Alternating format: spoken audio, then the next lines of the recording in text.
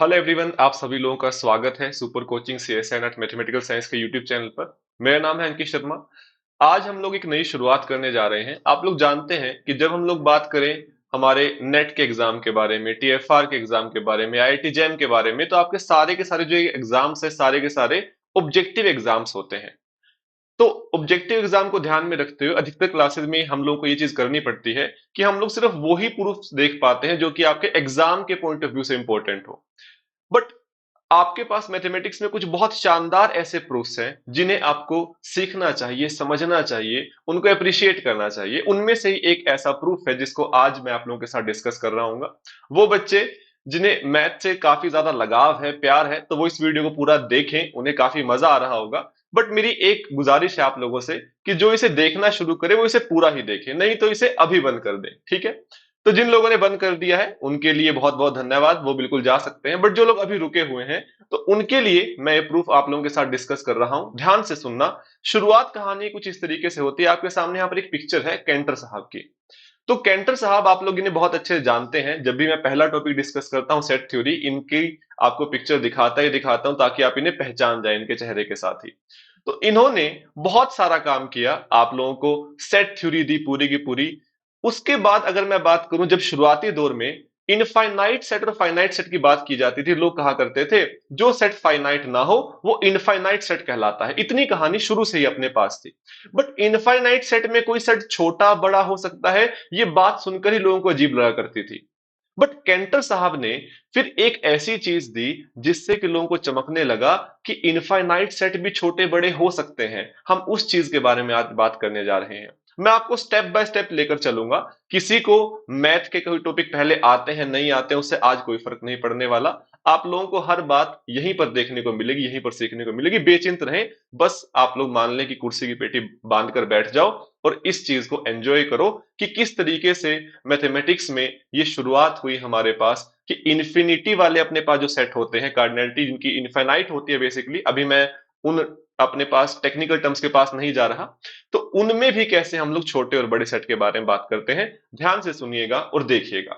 हमारे पास जब मैं बात करता हूं, सबसे स्टेप वन के बारे में बात करता हूं। आपको एक फाइनाइट सेट दिया हुआ है जिसकी कार्डिनलिटी आपके पास m है। आप लोगों ने बचपन से बात पढ़ी है कि यदि मेरे पास एक सेट की कार्डिनलिटी m है तो शत प्रतिशत उसके पावर सेट की कार्डिनलिटी क्या आ रही होगी? 2 रेज टू पावर m आ रही होगी। हम लोगों ने ये बातें प्रूफ भी की हुई हैं। बट एक चीज यहां पर ऑब्जर्व करना, यदि m मेरे पास 1 हुआ, 2 रेज टू पावर 1 क्या बनता है? 2। m मेरे पास 2 हुआ, 2 रेज टू पावर 2 कितना बनता है? 4। आप लोगों ने एक चीज ऑब्जर्व की कि हमारे पास यहां पर किसी भी m नेचुरल नंबर के लिए m हमेशा less than 2 raise to power m होता है। ये बात हम लोग ऑब्जर्व कर पा रहे हैं, कोई दिक्कत नहीं है। अगर ये बात आप लोगों को नजर आ रही है तो इसका मतलब क्या है कि आपके पास अगर a एक फाइनाइट सेट है तो शत प्रतिशत जो a की कार्डिनलिटी होगी वो पावर सेट ऑफ a की कार्डिनलिटी से छोटी आ रही होगी। बिल्कुल बात सच नजर आती है। अब यदि मेरे पास दो सेट हैं जिसमें मेरे पास एक सेट में मान लेता हूं कि आपके पास दो एलिमेंट्स हैं या तीन एलिमेंट्स ले लो, एक सेट आपके पास है जिसमें कि चार एलिमेंट है। तो क्या आप इस सेट से जिसमें तीन एलिमेंट है, दूसरा सेट जिसमें चार एलिमेंट है, क्या इन दोनों के बीच में कभी भी कोई ऑन टू फंक्शन बना पाओगे? एक बच्चे ने कहा बना सकते हैं, एक ने कहा नहीं बना सकते। अब दोनों बच्चों के अपने अपने विचार हैं। अब हम कोशिश करते हैं देखने की कि दोनों में से किसकी बात सच है। बच्चे ने कहा कि चलिए एक ऑन टू फंक्शन बनाने की कोशिश करते हैं। सबसे पहले हम लोग जानते हैं फंक्शन के लिए दो बातें चाहिए होती हैं। आपके पास सेट ए का हर एक एलिमेंट सेट बी के यूनिक एलिमेंट से मैप होना चाहिए। मैंने कोशिश की कि मैं इसको भेज देता हूं इस पर। अब मुझे ऑन टू बनाना है। ऑन टू के लिए क्या चाहिए कि कोडोमेन में बैठा हुआ हर एक एलिमेंट किसी न किसी डोमेन के एलिमेंट से मैप होना चाहिए। अब आपको जो ये भेजना है दूसरा एलिमेंट, आपने मान लो इसे इस पर भेज दिया, तीसरे एलिमेंट को यहां पर भेज दिया। क्या आप लोग देख पा रहे हो कि डोमेन में बैठे हुए तीन एलिमेंट्स मैक्सिमम तीन एलिमेंट के साथ ही जुड़ सकते हैं? हमेशा कोई ना कोई एक एलिमेंट हमेशा बच जाएगा।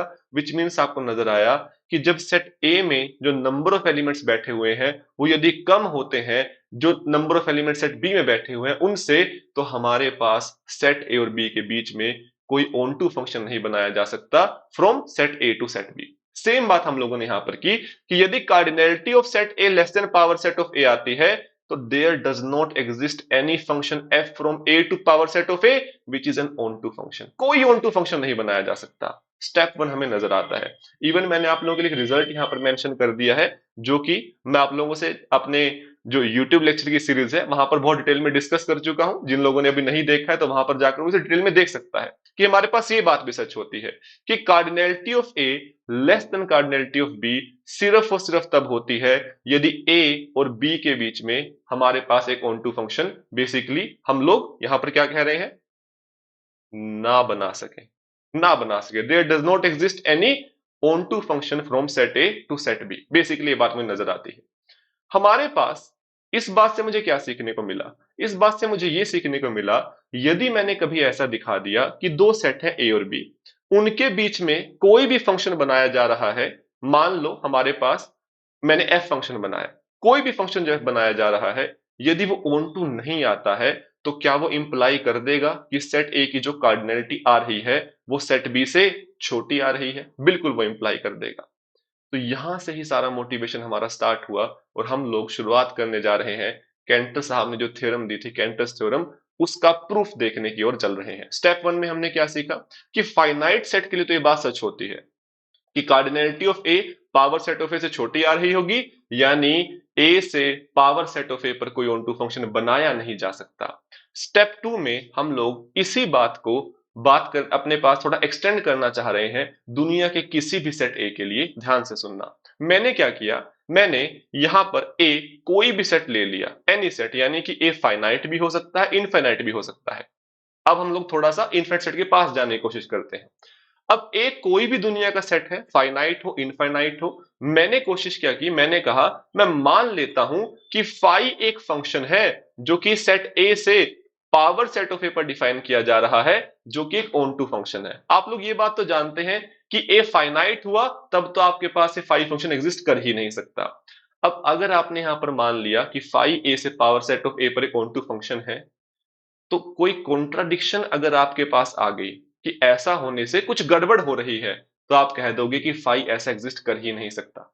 ये बात हम लोग यहां पर बेसिक लेकर चल रहे हैं, जिससे कि हम लोग ये शो कर पाएंगे कि किसी भी दुनिया के सेट ए से उसके पावर सेट पर कभी कोई ऑन टू फंक्शन बनाया नहीं जा सकता। ध्यान से सुनते हो चलना। मैंने मान लिया कि एक फंक्शन है फाई सेट ए से पावर सेट ऑफ ए पर जो कि ऑन टू है, ठीक है, कोई दिक्कत नहीं।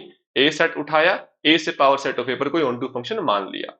अब यहां पर एक चीज ऑब्जर्व करना, आपके पास अगर कोई फंक्शन डिफाइन किया गया है तो आपको पता है कि अगर मैं कोई डोमेन का एलिमेंट उठाता हूं, मान लो स्मॉल ए, उस पर यदि फंक्शन अप्लाई करता हूं फाई, तो आपको कोडोमेन का एलिमेंट मिल रहा होगा। बात सच है, यानी कि जो फाई ऑफ ए आ रहा होगा वो बिलोंग करेगा इस फाई फंक्शन की कोडोमेन में। कोडोमेन क्या है? आपके पास पावर सेट ऑफ ए, यानी कि फाई ऑफ ए शत प्रतिशत पावर सेट ऑफ ए में बैठा होगा। अब कुछ बच्चों को बात याद आएगी डेफिनेशन की। क्या? अगर आपके पास ए कोई सेट होता है तो पावर सेट ऑफ ए क्या बनता है?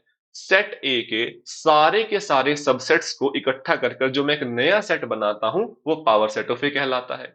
यानी कि अगर मेरे पास कहा जा रहा है कि phi of A power set of A का एलिमेंट है, ध्यान से सुनना, phi of A power set of A का एलिमेंट है, तो शत प्रतिशत जो फाई ऑफ ए है वो मेरे पास सबसेट बन रहा होगा सेट ए का।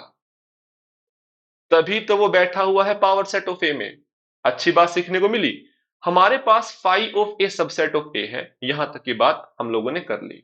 अभी तक प्रूफ में क्या किया है? दुनिया का कोई भी सेट ए उठा लिया, मान लिया ए से पावर सेट ऑफ ए पर कोई ऑन टू फंक्शन बनाया जा सकता है, इतनी बात की थी। फिर हमने कहा कि डोमेन का कोई एलिमेंट उठाओगे फाई ऑफ स्मॉल ए, तो phi of small A power set of A में बिलोंग करेगा, यानी कि phi of small A subset बनेगा मेरे सेट ए का।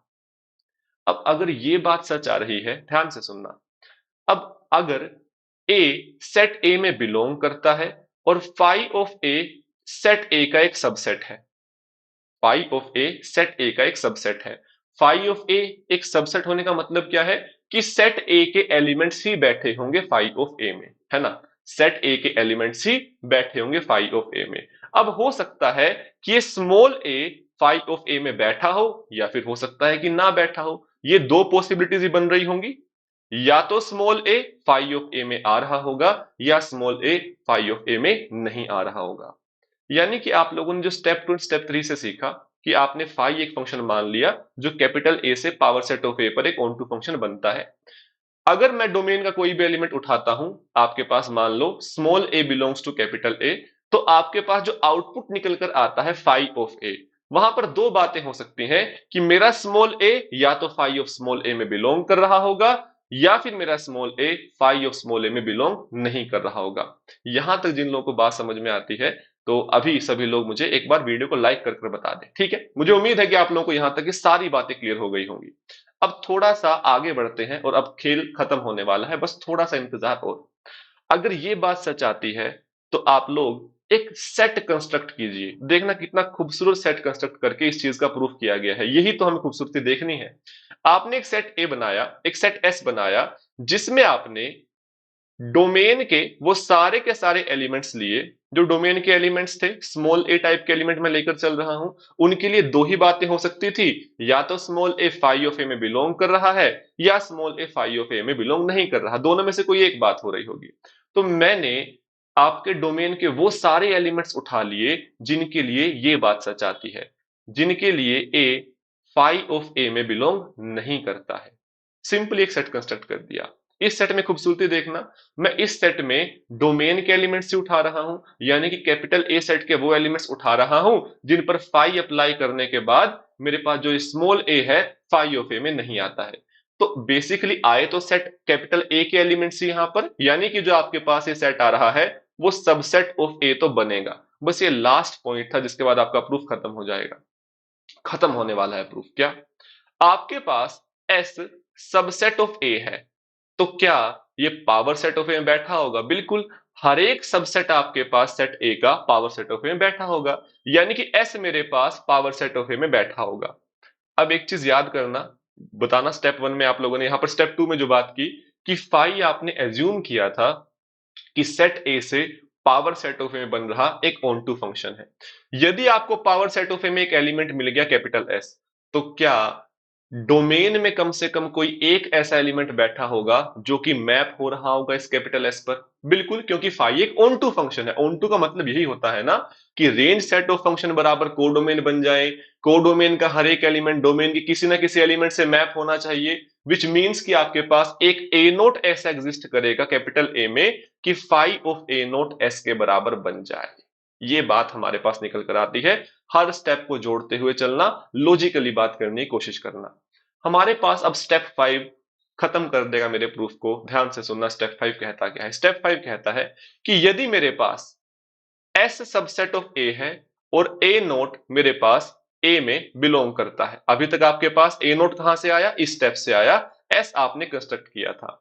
अब यदि सेट एस में बैठे हुए हैं एलिमेंट्स कैपिटल ए के ही, ए नोट कैपिटल ए का एक एलिमेंट है, तो दो ही बातें हो सकती हैं, या तो ए नोट सेट एस में बिलोंग कर रहा होगा या ए नोट सेट एस में बिलोंग नहीं कर रहा होगा। यही बात है ना, सेट एस में कैपिटल ए के एलिमेंट्स बैठे हुए हैं, ए नोट कैपिटल ए का एक एलिमेंट है।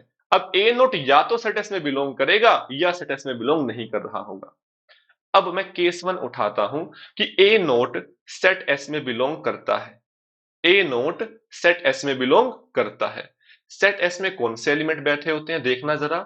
सेट एस में वो एलिमेंट बैठे होते हैं कैपिटल ए के, अगर मैं वहां पर फाई ऑफ ए निकालता हूं तो जो ए आएगा, स्मॉल ए आएगा, वो फाई ऑफ ए में बिलोंग नहीं कर रहा होगा। तो मैंने डेफिनेशन लगाई कि यदि ए नोट सेट एस में बिलोंग करता है तो ए नोट कभी फाई ऑफ ए नोट में बिलोंग नहीं कर रहा होगा। But phi of A naught तो आपके पास एस के बराबर आया था, यानी कि A naught does not belong to phi of A naught equal to S. इसका मतलब क्या आ गया कि A naught does not belong to set S. आपने माना था इस केस को कि ए नोट सेट एस में बिलोंग कर रहा है, आपके पास आ गया A naught does not belong to set S, यानी कि कॉन्ट्राडिक्शन नजर आ रही है, तो केस 1 तो हो नहीं सकता। अब केस 2 देखना। केस 2 क्या है? ए नोट मेरे पास सेट एस में बिलोंग नहीं करता, मैंने ये मान लिया।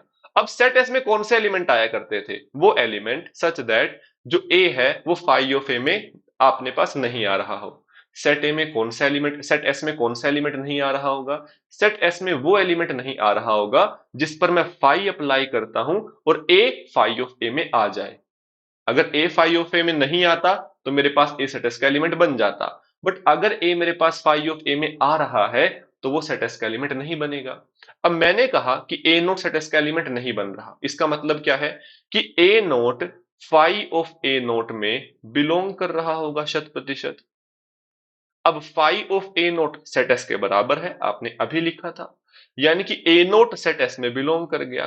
भाई साहब फिर से कॉन्ट्राडिक्शन आ गई, यानी कि मेरे पास दोनों ही पॉसिबिलिटीज नहीं हो सकती, यानी कि अंत में हमारे पास, हम लोगों के पास कॉन्ट्राडिक्शन आ जाने की वजह से हमें बात समझ में आई कि ऐसा कोई फाई एग्जिस्ट ही नहीं कर सकता। ध्यान से सुनना हम लोगों ने किया क्या, जो अभी तक की कहानी है सब आपको क्लियर हो रही होगी। आपने क्या किया, आपने उठाया कोई भी दुनिया का सेट ए, आपने वहां पर डिफाइन किया phi from A to power set of A, आपने माना कि एक ऑन टू फंक्शन है। सिंपल सी बात आप लोगों ने देखी। आपने कहा कि अगर मैं एक स्मॉल ए एलिमेंट उठाता हूं कैपिटल ए का, तो जो फाई ऑफ ए आ रहा होगा वो शत प्रतिशत पावर सेट ऑफ ए में बिलोंग कर रहा होगा, क्योंकि कोडोमेन है पावर सेट ऑफ ए, यानी कि phi of A power set of A में बिलोंग कर रहा है। तो मुझे बताना, फाई ऑफ ए का पावर सेट ऑफ में बिलोंग करना क्या इंप्लाई करता है कि फाई ऑफ ए एक सबसेट बनेगा सेट ए का? बात बिल्कुल सच आती है। अब फाई ऑफ स्मॉल ए यदि सबसेट बनता है कैपिटल ए का, और स्मॉल ए कैपिटल ए का एक एलिमेंट है, तो दो ही बातें हो सकती हैं, या तो small A phi of A में बिलोंग करेगा, या मेरे पास small A phi of A में बिलोंग नहीं कर रहा होगा। तो मैंने अपने पास सेट ए के, कैपिटल ए के वो सारे एलिमेंट चूज कर लिए स्मॉल ए, सच दैट जहां पर जो स्मॉल ए है वो फाई ऑफ ए में बिलोंग नहीं करता, और उन सबको मिलाकर मैंने एक सेट कैपिटल एस बना दिया। जो सेट कैपिटल एस मैंने बनाया उसकी डेफिनेशन आप लोगों के सामने यहां पर लिखी हुई थी।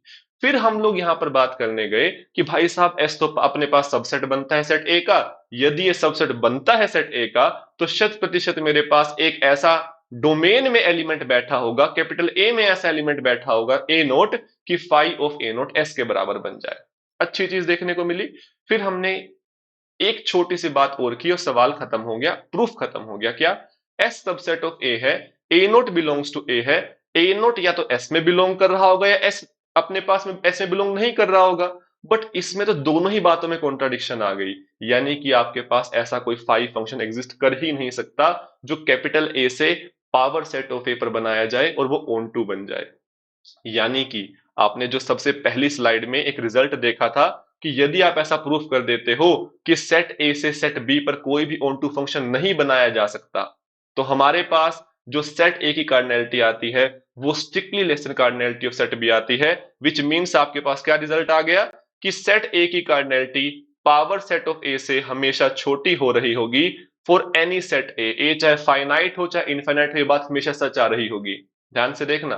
तो यहां से आप लोगों को देखने को मिला कि अगर मैं नेचुरल नंबर का सेट लेता हूं, set of full natural number, इसकी कार्डिनैलिटी स्ट्रिक्टली लेस देन होती है cardinality of power set of natural number, और जितनी बार आप पावर सेट लेते चले जाओगे बड़े से बड़े इनफिनिट सेट आपको मिलते चले जाएंगे। तो यहां से आप लोगों को अनकाउंटेबल सेट देखने को मिले कि आपके पास जब मैं बात करता हूं इनफिनिट सेट में, वहां पर भी सेट छोटे और बड़े होते हैं। यहां से ये चीज आप लोगों को देखने को मिली। इवन आप इस चीज को यहां पर इस तरीके से भी लिख सकते हो कि set of all real numbers की कार्डिनैलिटी लेस देन होगी cardinality of power set of real number, और इस तरीके से इस चेन को आगे बढ़ा सकते हो। तो ये शानदार सी बात यहां से आप लोगों को सीखने को मिली थी। अधिकतर हम लोग क्लासेस में सीधा इस बात को लेकर चले जाते हैं, बट मुझे उम्मीद है कि जिन लोगों को प्रूफ देखने में मजा आता है उन्हें इस चीज को देखकर मजा आया होगा। कुछ नए लॉजिक आप लोगों के पास सीखने को मिले होंगे कि किस तरीके से हम लोग इतनी बड़ी शानदार चीज को यहां पर प्रूफ कर पा रहे हैं, कुछ बहुत खूबसूरत से सेट की कंस्ट्रक्शन करके और चीजों को देखकर। ठीक है, सो मुझे उम्मीद है सभी लोगों को काफी मजा आया होगा। इसके साथ साथ कुछ खास बातें आप लोगों के लिए कि आप लोग मेरे साथ जुड़ सकते हो यूट्यूब पर। मैं आप लोगों से मंडे टू फ्राइडे 5 बजे मिल रहा होता हूं। वहां पर हम लोग जो रियल एनालिसिस के टॉपिक हैं अभी वो डिस्कस कर रहे हैं, आने वाले समय में हम लोग अलग अपने टॉपिक्स हैं उनको भी डिस्कस कर रहे होंगे, एक बार यहां पर पकड़ बन जाए।